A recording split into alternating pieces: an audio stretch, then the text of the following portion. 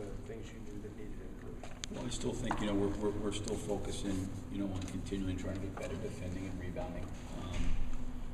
We had I thought a good practice on Friday.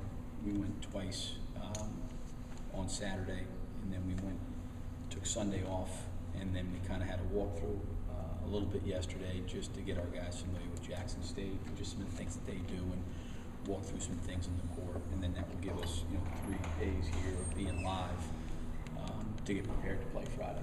What did you see from Jackson State when you went there? Very, very quick, very athletic, really, really good player in Bush, who's preseason player of the year candidate in the league. Guy that can score, he can put on the floor, he can slash, he can shoot threes. Changing defenses a lot. Very active defensively. Because they drive the ball so well to the basket, they really do a terrific job of offensive rebounding. I think one of the things that's always hard this time of year is when you're, trying to get film and scout and do those things. There's certainly a limited amount of tape available. That makes it difficult. So, we'll do the best we can. Certainly our team is different than it was last year, so everybody's going to be dealing with kind of the same thing, this time of year in November. But they're a team that, didn't take a lot of three-point shots in their first exhibition game, but certainly has got a lot of speed and quickness, forced a lot of turnovers, and is disruptive. Will you stick with the same starting lineup as the exhibition?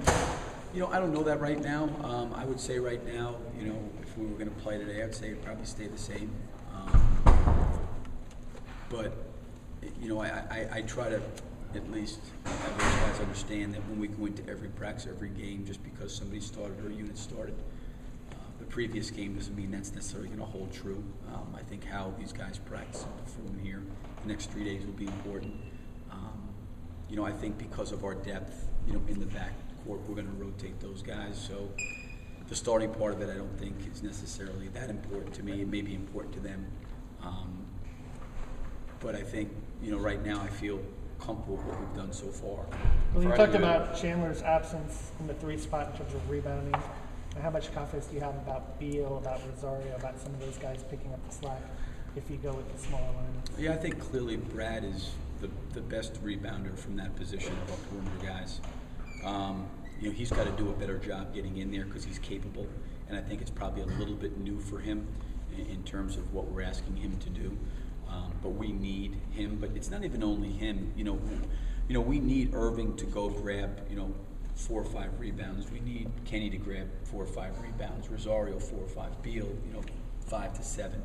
If we can do that and collectively be a good rebounding team, we're going to have situations where there haven't been a lot of opportunities for us to offensive rebound in our scrimmage against UCF and our game against Catholic, just because we shot such a high percentage. When you're shooting in the high 50s, there's not a lot of rebounds to come down with.